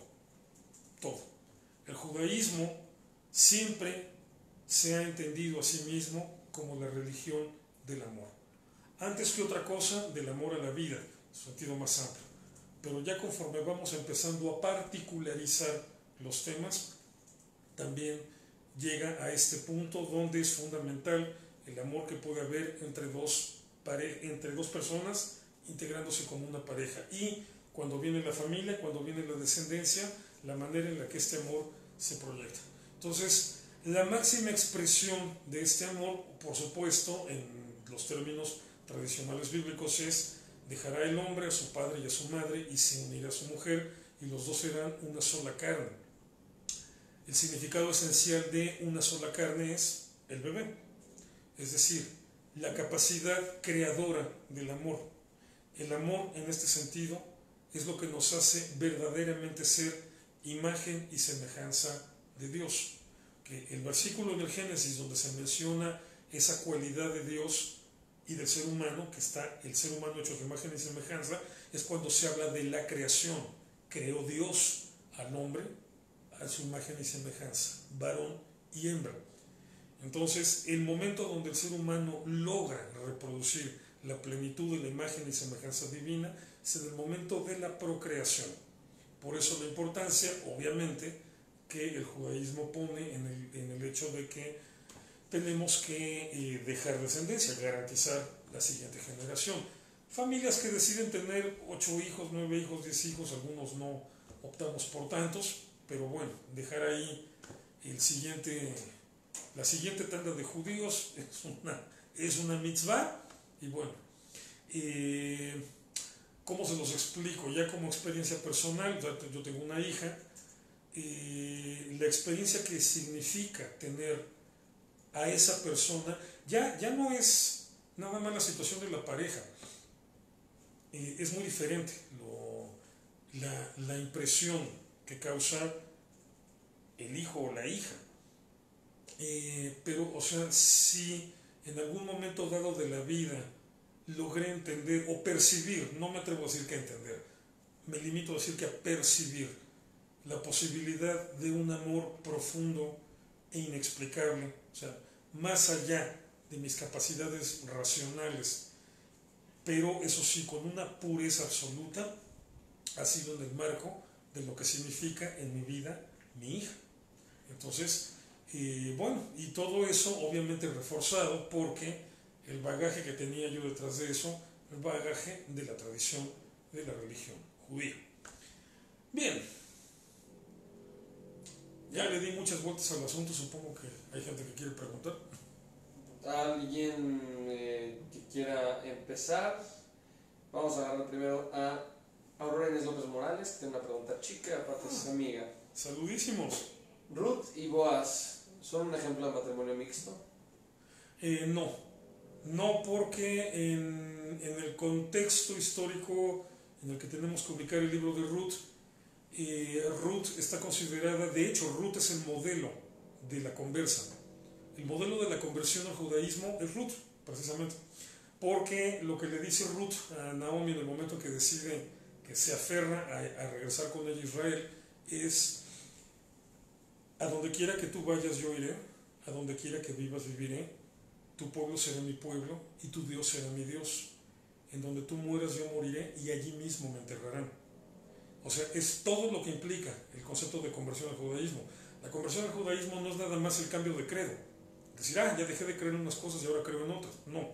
La conversión al judaísmo es todo ese proceso de deconstrucción de tu propia psicología para adaptarte a una nueva identidad. O sea, es construir una nueva identidad para que puedas decir: a donde tú vayas, o sea, en tus migraciones voy contigo. A donde tú vivas, en tu aliá voy contigo, viviré. Tu pueblo será mi pueblo, es decir, tengo una nueva familia, tengo una nueva identidad, tengo una nueva cultura, tengo unas nuevas tradiciones, tengo una nueva gastronomía, tengo nuevos bailes, tengo nueva música. Tu pueblo será mi pueblo, tu Dios será mi Dios, tengo una nueva identidad espiritual. En donde tú mueras yo moriré, tenemos el mismo destino y allí mismo me enterrarán. O sea, quiero al final de cuentas santificar el último momento de mi cuerpo de la manera que tú también lo santificas en un cementerio, en un Bet Haim, en un cementerio kasher, conforme a la tradición judía. Entonces Ruth es la representación, el modelo de la persona que se convierte al judaísmo, así que no califica como matrimonio mixto en este caso. Ok. Pregunta Melissa. De acuerdo a tu opinión, ¿las nuevas libertades sociales de elegir a tu pareja podrían influir en los altos índices de divorcio actuales? Sí, sí tiene que ver, o sea, no exactamente tan así de rápido la definición, pero sí tenemos que entender que se desmoronó un paradigma social que mantuvo vigencia siglos y siglos y siglos y siglos. Entonces, cuando se desmoronan ese tipo de paradigmas, es imposible que los nuevos paradigmas se construyan rápido. Entonces, estamos pasando inevitablemente una fase de transición donde mucha gente no sabe por dónde agarrar las relaciones personales y eso genera una alta tasa de divorcios. No tiene mucho sentido discutir si eso está bien o está mal, simplemente así así está la situación y así tenemos que enfrentarla. Entonces, bueno, se van generando dinámicas muy interesantes, por ejemplo, la nueva familia judía, ¿no? Sobre todo porque los judíos tenemos esa manía de siempre, o sea, buscar eso de tener hijos, ¿no? Pero bueno, por ejemplo, alguien que llega a los 60 años, divorciado, 55 o 60 años, divorciado, tuvo un matrimonio y tuvo 3 hijos. Y de repente se consigue otra novia y se casa. Entonces la novia tiene 50, 55 años. También divorciada, que tuvo un matrimonio y tiene otros 2 hijos. Entonces ahora las reuniones de Pesach, las reuniones familiares, es él, ella, los hijos de él y los hijos de ella. Y ahora son un núcleo familiar nuevo. Ahora, si esto pasa antes, digamos 30 años antes, te casaste a los 25, te divorciaste a los 28 y te quedaste con 2 niños chiquitos, y luego te vuelves a casar a los 30 y tu esposa, tu nueva esposa, igual es divorciada y tenía un niño chiquito, bueno, se casan de 30 y 28 y tienen familia propia. Entonces llega un momento en que son él, ella, los hijos de él, los hijos de ella, los hijos de ambos, y aparte los abuelos. Entonces se van integrando núcleos familiares muy distintos a los de antes. Entonces, bueno, sí, todo esto es resultado de esta modernidad, de esta cuestión de escoger, no tanto de escoger a tu pareja, sino de saber que puedes escoger. Es decir, antes te casaban, hace 2 siglos, judío, cristiano, lo que fuera, te casaban. Y tú dabas por hecho que te tenías que quedar casado con esa persona toda la vida. Y si la persona resultaba ser un alcohólico, un desastre, un mujeriego, etc., las mujeres de ese entonces no quedaban más alternativa que aguantarse. Y bien, de ahí viene esta clásica frase de, no, mi marido me salió borracho, me salió mujeriego, ¿no? Ya no. Ahora, esa posibilidad que la gente de hoy, hombres o mujeres, saben que tienen de escoger con quién casarse, implica que también saben que pueden escoger descasarse. Y que si vas a llegar a una situación que simplemente no aguantes, sabes que ahí muere y ahí te ves. Y en muchas ocasiones está perfectamente justificado, ni modo, así es. Entonces, más allá del si está bien o está mal, es una situación que sucede, hay que enfrentarla como tal, y sí, evidentemente el resultado de todos estos reajustes sociales que se están dando, que podemos decir que empiezan de manera más intensa en los años 50, no es casualidad que sea después de la Segunda Guerra Mundial, un evento que sacudió la conciencia de la sociedad occidental. Entonces vengan todo este tipo de transformaciones y el resultado sea una etapa de desajustes que no termina y le falta, todavía le falta, pero es que, repito, se desmoronaron paradigmas que habían funcionado durante milenios y entonces volver a construir nuevos paradigmas no es sencillo. Y no sabemos en realidad qué es lo que se va a construir. Cabe la posibilidad de que se vuelvan a reconstruir paradigmas muy similares y dentro de 1 o 2 siglos los modelos de familia otra vez sean parecidos a los de hace 200, 300 años. ¿Quién sabe? Ok, siguiente. Por favor, dígame si es pecado casarse con el primo inmediato, es decir, con el hijo de la hermana de mi padre. El hijo de la hermana de tu padre, bueno, no sé, depende de la religión. En el judaísmo eso no está prohibido. En el islam tampoco, en el cristianismo creo que sí. O sea, aquí también, pero bueno, eso en términos de cada religión. Aquí obviamente hay que entender de dónde viene el concepto de las prohibiciones de ciertos tipos de matrimonios. Obviamente viene de que desde la antigüedad se empezaron a percatar, y no todos, los egipcios se tardaron mucho en entender, se empezaron a percatar que procrear con familiares muy cercanos provocaba problemas congénitos, y a veces problemas congénitos muy graves. Acaban de publicar hace poco tiempo en internet la reconstrucción del aspecto físico de Tutankamón, que como una gran cantidad de faraones era descendiente de familias endogámicas, es decir, de relaciones incestuosas, y en su caso, ya por los análisis genéticos, queda claro que Ajenatón, el papá de Tutankamón, tuvo a Tutankamón con su hermana, o sea, con su hermana de él, o sea, papá y mamá eran hermanos. Entonces, Tutankamón nace con una serie de deformidades evidentes que lo hacen infuncional en muchos aspectos y muere de 19 años. Entonces, bueno, les decía, los egipcios en la antigüedad todavía no se percataban de ello, pero muchos grupos se fueron percatando de estas situación. Ya la moderna ciencia genética lo terminó por descifrar y ahora sabemos sí que efectivamente los núcleos endogámicos generan problemas congénitos. Por eso se define como pecado las relaciones incestuosas, porque pueden provocar un serio problema en la descendencia. Entonces siempre es preferible el matrimonio exogámico. Pero bueno, por ejemplo, en el caso de las comunidades judías no siempre fue tan sencillo, ¿no? Por ejemplo, la familia de mi mamá viene de lo que es la comunidad sefaradita de Ámsterdam, o sea, un núcleo que vivió encapsulado en circunstancias, digamos, no de marginación, pero sí donde se mantuvieron, digamos, cerrados y sin mucho contacto con otras familias judías. Entonces, aunque era un grupo bastante amplio, tal vez unas 50 o 60 familias, durante 400 años se estuvieron mezclando nada más entre ellos. Obviamente, eso no provoca problemas congénitos extremos, pero todos estamos bien cegatones, o sea, todos utilizamos altos índices de dioptrías y de aumento en los lentes, porque sí tenemos ese problema. La última vez que antepenúltima vez que me hice un examen oftalmológico a fondo, la doctora salió con los papeles y me dice, oye, ¿en tu familia se casan entre primos? Y digo, no, le contara. Entonces, claro, obviamente se evitaba la boda entre primos hermanos, se optaba, si era frecuente la boda entre primos segundos o terceros, o sea, sabiendo que fueran de la familia, aunque fueran de la familia, pero no inmediatamente cercanos. Pero bueno, eso era inevitable en un grupo por las circunstancias que se vivían, y obviamente eso generó problemas hereditarios de la vista en todos nosotros.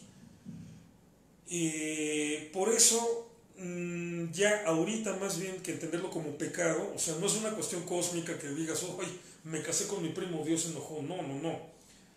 La Torah en ese sentido es maravillosa, es fascinante, porque el concepto de pecado no le remite a algo así de abstracto, algo que casi podría sonar a mitología, no. Nos enfrenta a que son prácticas que nos meten en problemas, que nos dañan. El riesgo, el problema, la limitante por la que este tipo de relaciones no se recomienda es esa, es las consecuencias genéticas que va a tener la descendencia. Ok. Vamos más utilitarista algo, pensé. Hay comunidades judías muy cerradas que, bueno, que por necesidades coyunturales tuvieron que cerrarse mucho, y por ejemplo sí es muy normal que de repente te encuentres familias donde hay gente con problemas congénitos mucho más severos, o sea, sin llegar necesariamente al síndrome de Down, que es otro tipo de problema, pero sí problemas de gente con desórdenes conductuales, consecuencia de los matrimonios endogámicos. Ok. ¿Qué más preguntas? Por favor, hagan más preguntas. Ya llegamos a la parte de preguntas. Vamos a esperar un poquito más. Ok. ¿Tú algo que quieras preguntar? Ajá. ¿Cómo sabes cuando realmente es amor y cuando no?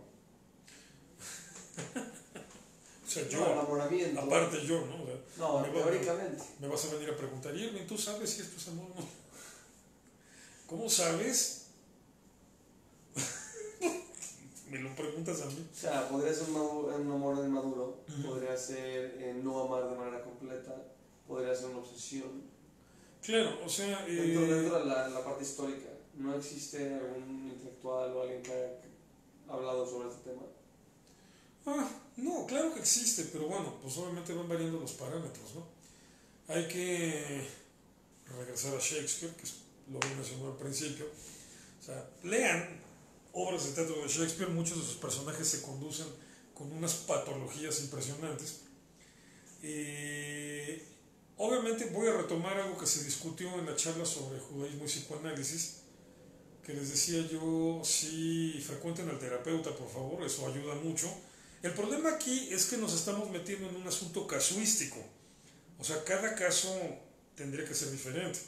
O sea, tú puedes decir, por ejemplo, si hay agresión, no es amor, o es un amor enfermo, ¿no? Ok, pero a ver, estaba leyendo hace poco el testimonio, ¿me acuerdo de estas discusiones de que si el machismo o no el machismo? O sea, estaba leyendo el testimonio de una mujer que dice, pues, mi papá fue un español bajado de la sierra, o sea, así de las zonas montañosas de España, o sea, un tipo que apenas aprendió a leer, un tipo que, bueno, le fue bien como comerciante porque era bien trabajador y bien disciplinado, y dice, y un tipo que era terriblemente brusco y tosco en su manera de tratarnos a mi mamá y a mí como hija.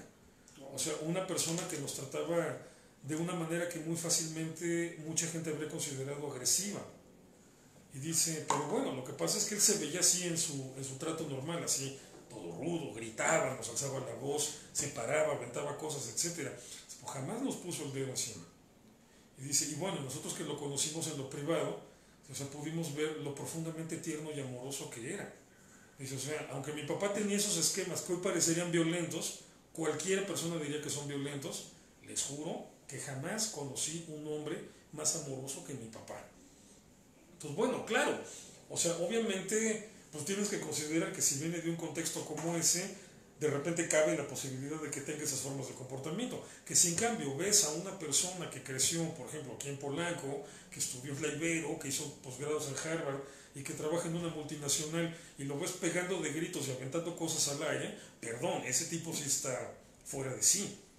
Entonces, se vuelve muy subjetivo decir en qué momento dado una conducta es obsesiva o patológica y en qué momento no. Ahí se trata de un severísimo e intenso ejercicio de autoconocimiento. O sea, y aquí el punto del autoconocimiento es muy simple. ¿Te controlas o no? O sea, ¿qué tan fácilmente pierdes el control de ti mismo? ¿Y qué tan frecuentemente pierdes el control de ti mismo? Como todo ser humano, seguramente, no lo dudo, todos tenemos la capacidad de amar, pero en la medida en la que sea muy fácil que pierdas el control, o muy frecuente, o las dos cosas, tu capacidad de amar se va a ver estorbada, afectada por tus conductas disfuncionales. Claro. Y puede derivar en conductas literalmente patológicas.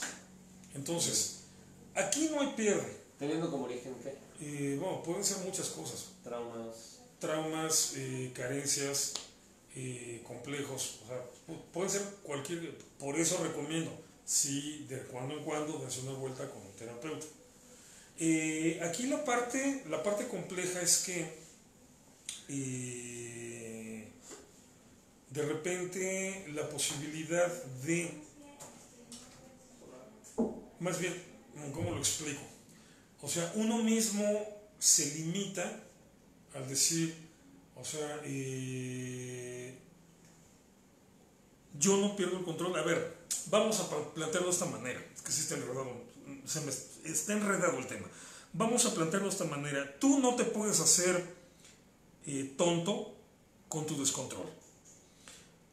Te puedes repetir una gran cantidad de pretextos para intentar convencerte a ti mismo que fue culpa de otro o de otros que perdieras el control. Es decir, Puedes pasarte toda la vida construyendo pretextos para evadir tu culpa de los momentos en que pierdes el control. Pero lo importante es esto, pierdes el control. Si es culpa de otro o es culpa tuya, en última instancia es lo de menos. La bronca es que seas una persona que con mucha facilidad pierde el control o que pierde el control con mucha frecuencia, o las dos cosas. Entonces, si fue culpa de otro o si fue culpa tuya, olvídalo. Si eres una persona que pierde el control, lo sabes. Y si lo sabes, necesitas trabajar sobre eso. Repito, aún una persona que pierde el control muy fácilmente y que lo pierde todo el tiempo, tiene seguramente la capacidad de amar, pero esta se va a ver afectada por estas disfuncionalidades de conducta. Entonces, ahí es en donde va a entrar ese problema de ¿realmente es amor o no es amor? ¿Es amor o es una obsesión? Híjole, podrían ser las dos cosas. O sea, eso lo tendría más bien que definir esa persona analizándose en un proceso de terapia. Podrían ser las dos cosas. Podría ser una mera obsesión, algo patológico y algo enfermo, o podría ser amor, verdaderamente amor, pero con una terrible incapacidad de proyectarlo adecuadamente debido a toda la disfunción conductual. Entonces, bueno, esa pregunta se la tiene que contestar en realidad cada uno a sí mismo, y la única garantía, la única posibilidad de hacerlo correctamente es conocerse lo mejor posible. Y a veces, no siempre, pero a veces, la mejor ruta para superar las trabas que nos impiden hacerlo es una buena temporada de terapia. Qué bueno. La pregunta del millón me hiciste. Bueno, ¿Qué pasó? yo no. No, la hiciste tú, ¿cómo que no? Fue mi interior. Yo te vi, estabas aquí enfrente de mí, igualito que hace rato. ¿Qué te puedo decir? No he cambiado mucho desde hace Ok. rato. Ok. Irving, ¿podrías dar tu opinión sobre la controversia de las mujeres Agunot o esposas encadenadas del judaísmo con respecto al paradigma del amor o la libertad de amar? Bueno, ha sido un tema, ha sido un problema, pero creo que los rabinatos ya están moviéndose hacia la solución obvia, ¿no? O sea, tiene que establecerse un criterio legal que le dé a las mujeres la plena libertad de rehacer su vida cuando ya no tiene sentido una situación. Hay de casos a casos. O sea, por ejemplo, vamos con los casos más extremos, que es cuando una pareja se separa y él no quiere dar el divorcio. Este tipo de casos ya en muchas comunidades judías ya está legislado que no se vale. O sea, de hecho incluso hay comunidades en donde ya se ha hecho el acuerdo de que se casan. Un acuerdo prenupcial. Sí, un acuerdo prenupcial. Es importante destacar. Predivorcio también. O Sí, sea, por eso. Es un acuerdo prenupcial predivorcio. en el sentido de que, ok, se casan y que sean felices, ojalá dure para toda la vida. Pero, si en algún momento dado alguien quiere el divorcio, está firmado que el otro no se lo puede negar. O sea, ya justamente para evitar este tipo de problemas. Hay casos más complejos, que es, por ejemplo, cuando el cónyuge, el esposo, generalmente en este caso, si vamos a hablar de las mujeres, cuando el esposo desaparece, por ejemplo, en acciones de guerra o en una catástrofe natural, y no se sabe si está vivo o está muerto.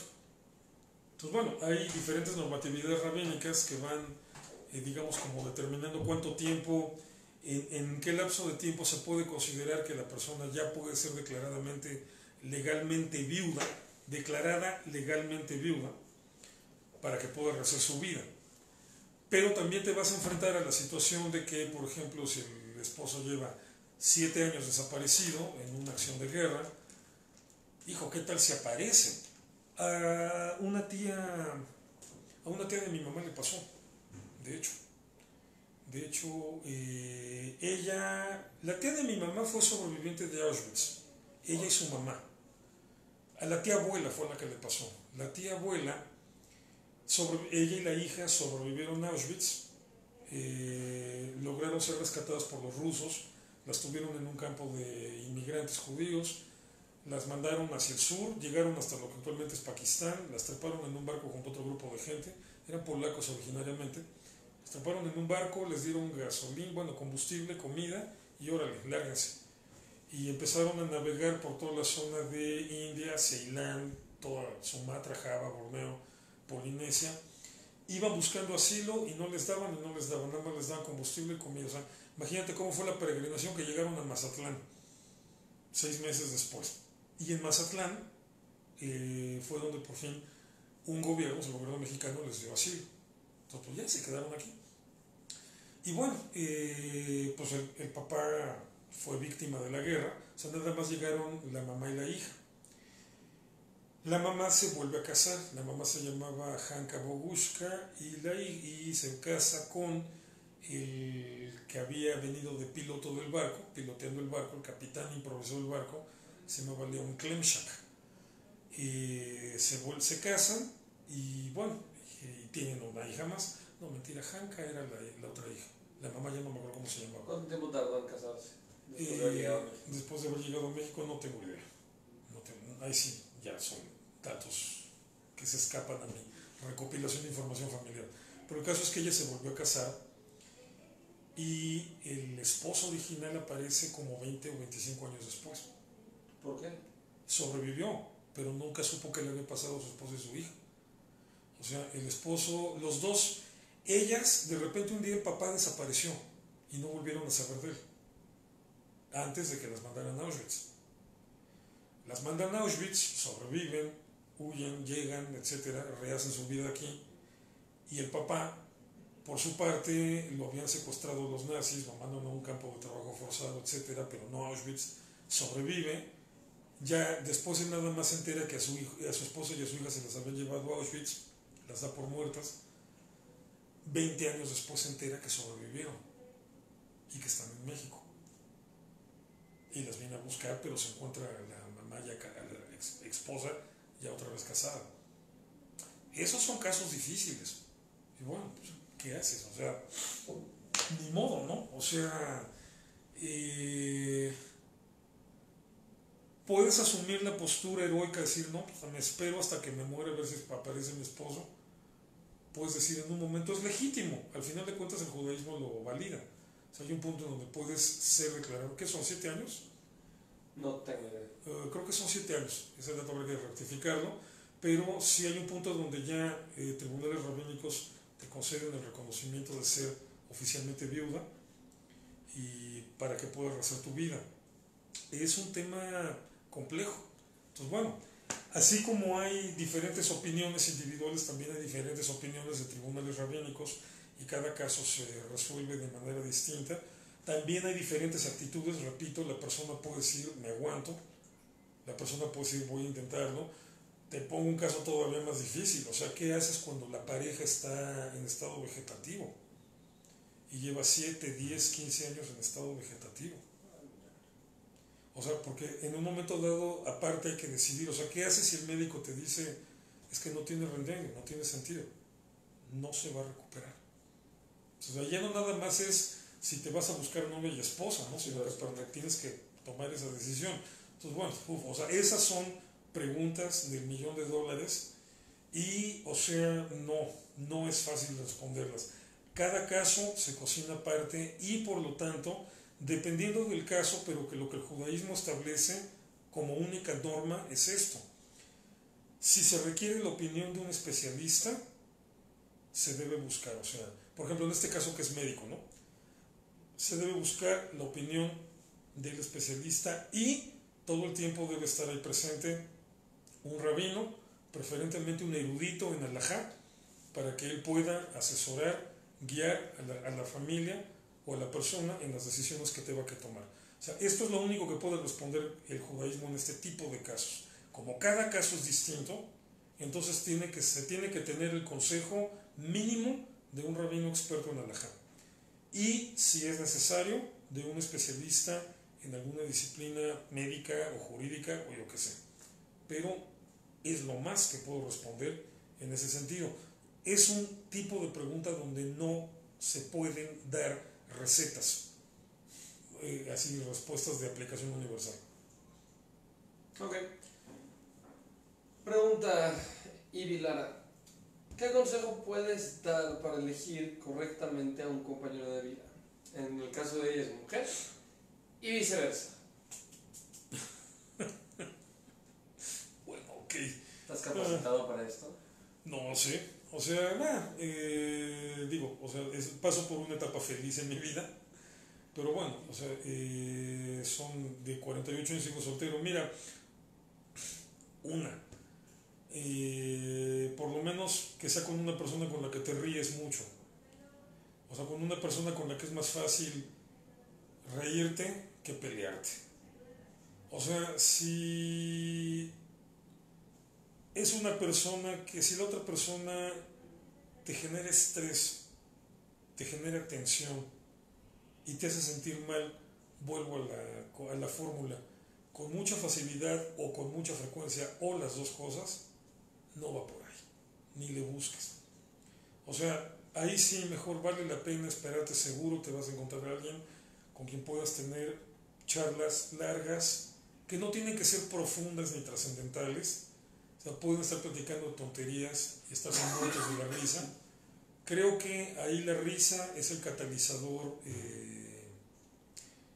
el parámetro, ¿no? Lo que te puede hacer medir la relación. Entonces, en todo caso, la gente que no se ríe dice que no está listos para nada.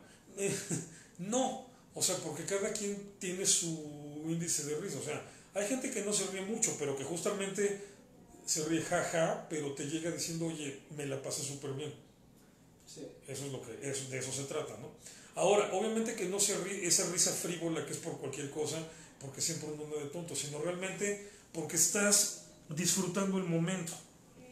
Entonces, obviamente tiene que ser alguien con quien puedas compartir muchas actividades. O sea, se habla de compartir los valores, por supuesto, esto es básico. O sea, de alguien que tenga creencias, una estructura interna muy similar a la tuya, que tenga valores humanos, valores éticos, valores morales, valores espirituales afines a los tuyos. No tienen que ser idénticos, pero sí tiene que haber una afinidad.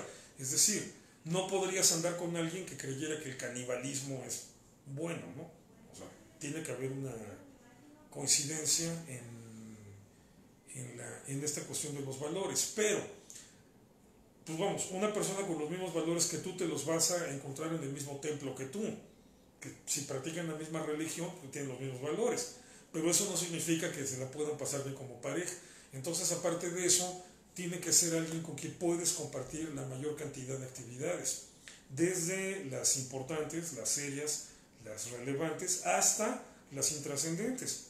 O sea, si son de los que les encanta encerrarse con el Netflix, vale, o sea, está bien, pero que a los dos les guste. Si son gamers, o sea, a los dos les encanta estar pegado ahí al Xbox o al Nintendo, está bien, se vale. Si los dos son fans de los libros de J.R.R. Tolkien, ok, excelente. Si son fans de Star Wars, bien, o sea, mientras más actividades puedan tener en conjunto, mejor. Ahora, esas actividades pueden ser de otra índole, de repente pueden ser actividades de tipo profesional. Eso nos pasa más, por ejemplo, a los músicos. O sea, un contador público me imagino que no le urge que su esposa sea contadora pública. Pero, por ejemplo, en un caso uno como músico, si la pareja también está metida en el rollo de la música, te facilita una gran cantidad de cosas. Claro. Porque la música pues no es una cuestión de oficina que te concentras de 10 de la mañana a 6 de la tarde y ya se acabó, no. Entonces, de repente, por ejemplo, a mí me pasa, ¿no? O sea, tengo una pareja que está en el rollo de la música eso nos mantiene afines en una gran cantidad de actividades y aunque no le gusta Star Wars, que yo soy un fan absoluto de Star Wars, eso no se convierte entonces en un problema. Pues bueno, vas buscando el equilibrio entre las actividades que pueden hacer juntos, los valores que tienen que ser afines, las actividades, la mayoría que se pueden hacer juntos y que las actividades que no se puedan hacer juntos no te provoquen un problema, es decir, que tú sepas darle a la otra persona ese espacio, decir, bueno, ahora lo vas a hacer tú y eso lo haces tú solo con tus cuates o tú sola con tus amigas y no te estén hablando cada rato al celular, ¿dónde andas? ¿Dónde estás? ¿Cómo te vas? O sea, no, o sea, que exista esa confianza, decir, vale, ok, este fin de semana no nos vemos porque me la voy a pasar de parranda con mis amigas, ok, está bien, se vale, también se puede. Por eso dicen, por ejemplo, muchos terapeutas o gente especializada en relaciones de pareja, que a veces más importante que todo lo que puedes platicar o convivir con la persona son los silencios. Es decir, tú y esa persona pueden estar metidos en la casa y pueden estar en silencio, sin problemas, o pueden dejar de verse 2, 3 días sin problemas. Eso significa entonces que hay una relación realmente sólida. Cuando los dos también no nada más son capaces de compartir muchas actividades juntos, sino al mismo tiempo son capaces de cederle privacidad y su propio espacio al otro.